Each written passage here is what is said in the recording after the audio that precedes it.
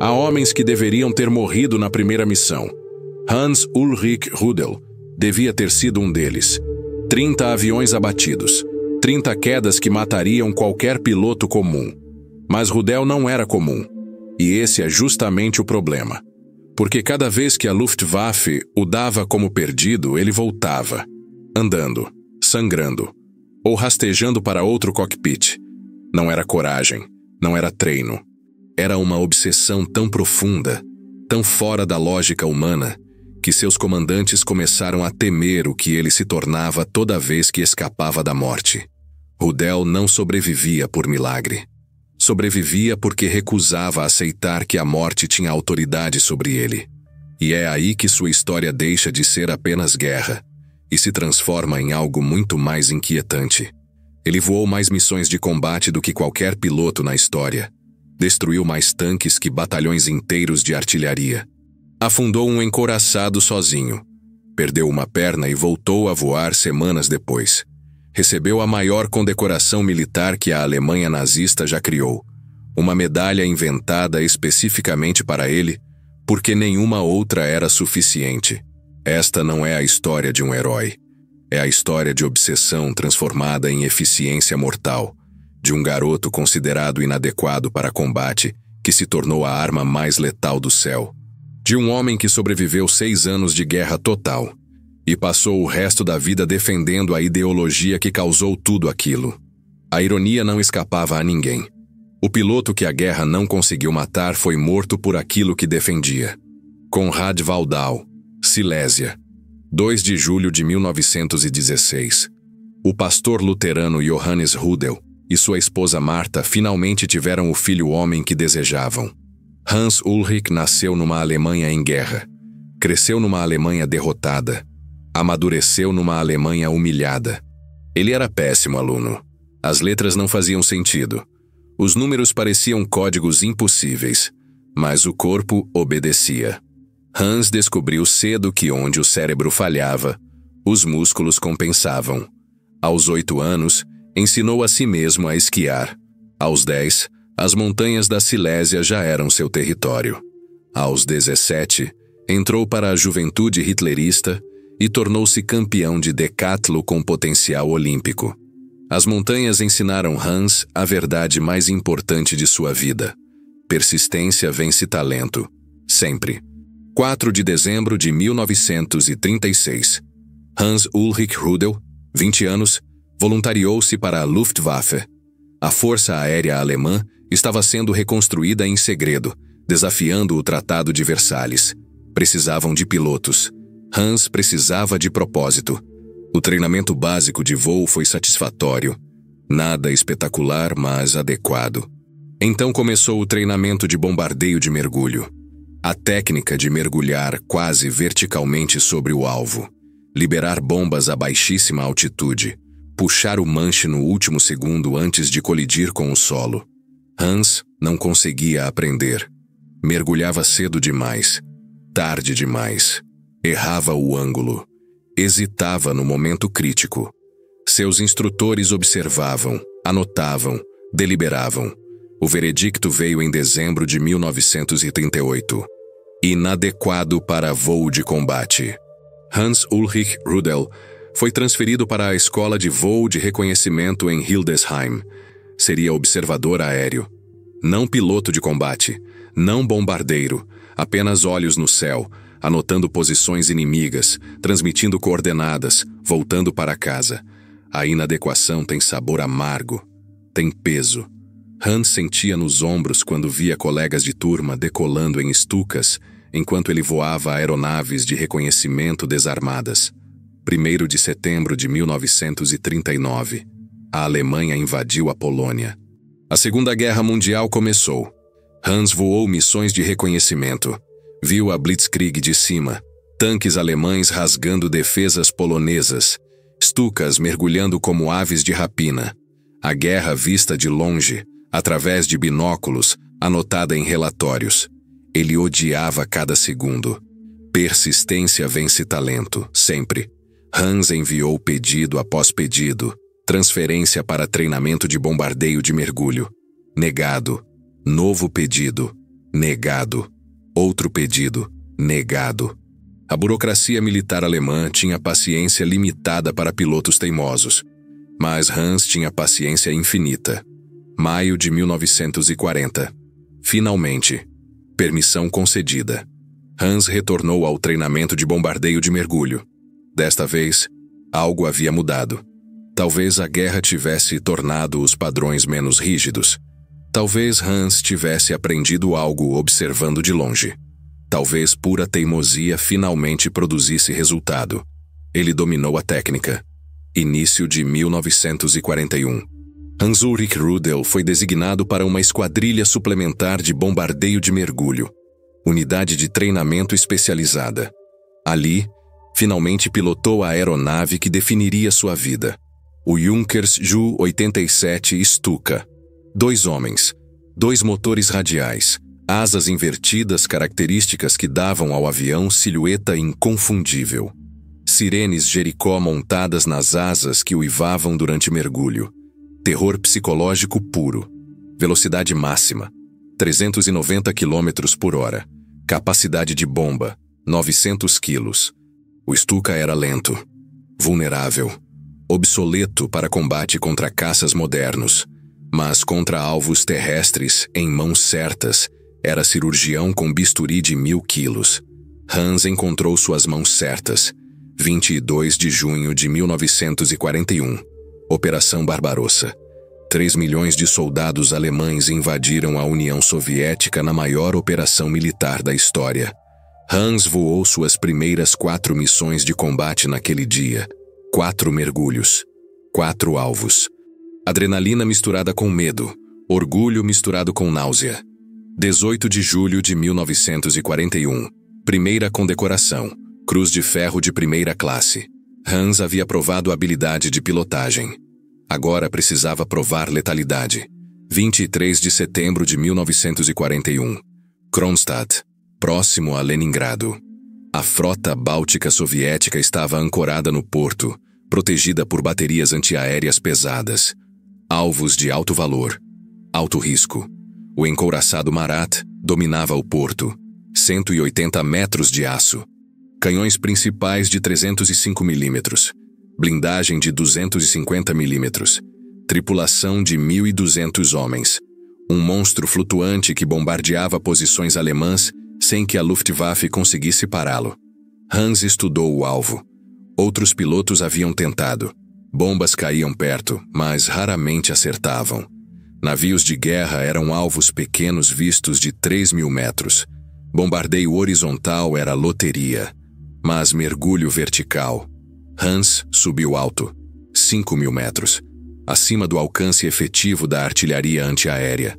Localizou o Marat, calculou o vento, velocidade, ângulo, empurrou o manche para a frente. O Stuka mergulhou, 90 graus, nariz apontado diretamente para o convés do encouraçado. As sirenes Jericó uivaram. A velocidade aumentou, 300 km por hora, 350, 400. Fogo antiaéreo explodiu ao redor. Nuvens pretas de fragmentação. Traçantes vermelhos cortando o ar. Hans ignorou tudo. 1.000 metros. 800. 600. O encouraçado preenchia sua visão. Ele podia ver homens correndo no convés. Canhões se ajustando. Tarde demais. 300 metros. 200. Hans liberou a bomba de 1.000 quilos. Puxou o manche com força total. Força G esmagou-o contra o assento. Visão periférica desapareceu. Só havia pressão e instinto. O Stuka saiu do mergulho a menos de 4 metros da água. Atrás dele, a bomba perfurou o convés blindado do Mará, penetrou 3 andares, atingiu o paiol de munição principal e detonou. A explosão levantou a proa do encouraçado em ângulo de 45 graus. Chamas jorraram 100 metros no ar. O navio partiu ao meio. 326 tripulantes morreram instantaneamente. O Marat afundou em águas rasas, inutilizado. Hans-Ulrich Rudel, o piloto inadequado para combate, havia afundado um encouraçado soviético sozinho, com uma bomba, em uma tentativa. A guerra o havia transformado, Ou revelado quem ele sempre foi. Janeiro de 1942. Hans recebeu a Cruz de Cavaleiro, 400 missões completadas. Era reconhecimento transformado em obsessão. Mas havia algo errado com Hans. Colegas pilotos percebiam. Ele não comemorava vitórias, não bebia, não relaxava. Entre missões, estudava mapas, planejava ataques, calculava ângulos. A guerra havia se tornado sua religião. Cada missão, um sacramento. Cada alvo destruído, uma oração. Fevereiro de 1943. Hans voou sua 1000ª missão de combate. Primeiro piloto da história a atingir esse marco. Tornou-se herói nacional alemão. Jornais publicaram sua foto. Rádio transmitiu entrevistas.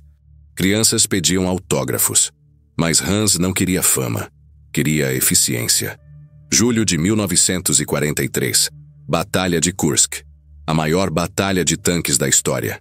6.000 tanques alemães e soviéticos colidindo na estepe russa. O céu saturado de aeronaves. Stukas contra Sturmovix. Messerschmitts contra Jacks. Hans pilotou o primeiro Junkers Ju-87G, variante experimental do Stuka equipada com 2 canhões Rheinmetall Borsig de 37 mm sob as asas. Sua ideia, seu projeto. Transformar bombardeiro de mergulho em caçador de tanques. 5 de julho de 1943. Primeiro dia da ofensiva alemã. Hans decolou em seu Stuka modificado. Avistou coluna de tanques T-34 soviéticos. 40 veículos blindados avançando para esmagar posições alemãs. Desceu a 100 metros de altitude. Velocidade reduzida para 280 km por hora, necessário para a precisão. Os canhões de 37 mm podiam perfurar blindagem de tanque a 800 metros, mas Hans esperava até estar a 200 metros. Proximidade era poder. Sempre. Mirou a traseira do primeiro T-34. A blindagem traseira era a mais fina. 45 mm versus 90 mm frontais. Motor e tanques de combustível ficavam ali. Um ponto fraco matemático. Disparou uma rajada de 2 segundos. Projéteis perfurantes de 37 mm rasgaram a blindagem. Atingiram o motor diesel. Faíscas encontraram vapor de combustível. O tanque explodiu. Hans virou. Atacou o segundo tanque. Mesmo método. Mesma precisão. Mesma explosão. Terceiro tanque. Quarto. Quinto. A artilharia antiaérea soviética abriu fogo. Projéteis de 40 mm explodiram ao redor do Stuka. Fragmentos perfuraram asas. Hans ignorou. Sexto tanque. Sétimo. A munição acabou. Hans retornou à base. Rearmou. Reabasteceu. Decolou novamente. Ao final do dia, havia destruído 12 tanques T-34. O equivalente a uma companhia blindada inteira. Um homem. Uma aeronave. 12 tanques. O general Ferdinand Schörner, testemunhando o resultado, declarou algo que se tornaria lenda. Rudel sozinho substitui uma divisão inteira. Não era exagero. Era matemática de guerra. Entre 1943 e 1945, Hans Ulrich Rudel tornou-se fenômeno. Não apenas piloto, não apenas algo mais perigoso. Símbolo. Prova viva de que a vontade individual podia mudar a guerra industrial. Outubro de 1943. 100º tanque destruído. Condecoração. Cruz de Cavaleiro com folhas de carvalho e espadas. Março de 1944. Do 100º tanque. Nova missão de resgate. Piloto alemão abatido atrás das linhas soviéticas. Hans pousou sob fogo inimigo. Pegou o piloto, tentou decolar. As rodas afundaram na lama. Impossível. Hans e 3 outros pilotos fugiram a pé. 6 quilômetros perseguidos por soldados soviéticos. Desceram penhasco escorregando em árvores. Chegaram ao rio Dniester, 600 metros de largura. Água a 4 graus Celsius. Nadaram. Ernst Henschel, artilheiro traseiro de Hans e portador da Cruz de Cavaleiro, morreu de hipotermia no meio da travessia. Hans continuou nadando. Chegou à outra margem. Foi capturado por soldados soviéticos. Stalin havia oferecido recompensa de 100.000 rublos pela captura de Hans Ulrich Rudel. Valor astronômico. Mais que a maioria dos generais. Os soviéticos sabiam quem haviam pego. Hans não disse nada. Esperou. Quando os guardas relaxaram, correu. Escapou. Voltou às linhas alemãs. 3 dias depois, estava voando novamente.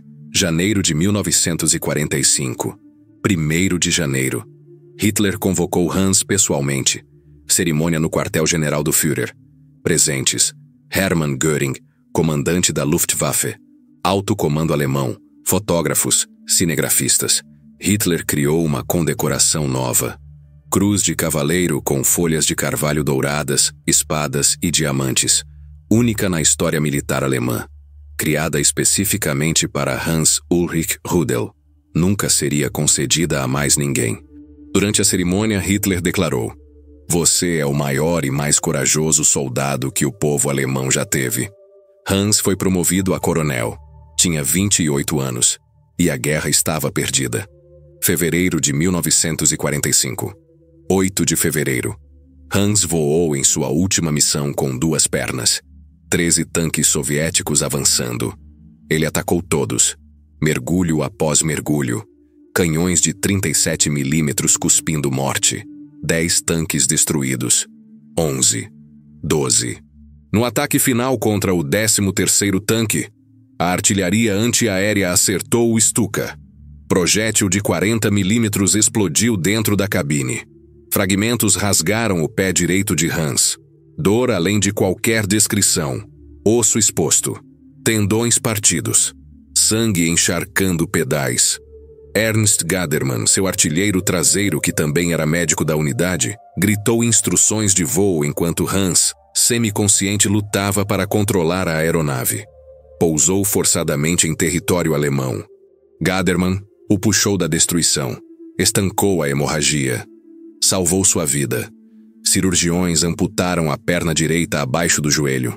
A guerra havia finalmente quebrado o corpo de Hans Ulrich Rudel, mas não sua vontade. 25 de março de 1945. 6 semanas após a amputação. Hans voltou a voar. Mecânicos modificaram os pedais do leme. Criaram suporte para o coto. Hans aprendeu a pilotar com prótese em menos de uma semana. Voou mais 26 missões. Destruiu mais 26 tanques. A guerra terminou em 8 de maio de 1945. Hans recebeu ordens para render-se incondicionalmente aos soviéticos. Ele se recusou. Liderou 3 Stukas e 4 Focke-Wulf 190 em voo final até Kitzingen, território controlado pelo 405º Grupo de Caça americano. Ao pousar, ordenou que seus pilotos travassem freios e colapsassem o trem de pouso. Inutilizaram as aeronaves, bloquearam a pista. Então Hans desceu da cabine, mancando com prótese, e rendeu-se aos americanos. Quando oficiais americanos perguntaram quem era, Hans respondeu em inglês perfeito: Coronel Hans Ulrich Rudel, o soldado mais condecorado da Alemanha. Mostrou sua cruz de cavaleiro com folhas de carvalho douradas.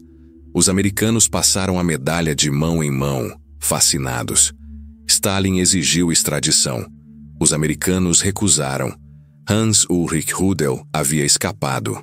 Novamente, 11 meses em campo de prisioneiros, tratamento médico, interrogatórios. Hans não disse nada útil. Apenas estatísticas que todos já conheciam. 2.530 missões de combate, 519 tanques destruídos, um encouraçado, 2 cruzadores, um destroyer, 70 embarcações de desembarque, 4 trens blindados, mais de 800 veículos, 150 posições de artilharia, 9 aeronaves inimigas. Os números falavam por si. Hans foi libertado. Não havia lugar para ele na Alemanha ocupada e desnazificada. Emigrou para a Argentina. Buenos Aires o recebeu como herói. O presidente Juan Perón o contratou para desenvolver a indústria aeronáutica argentina. Hans trabalhou, mas também praticou esportes, esqui com prótese, tênis, alpinismo.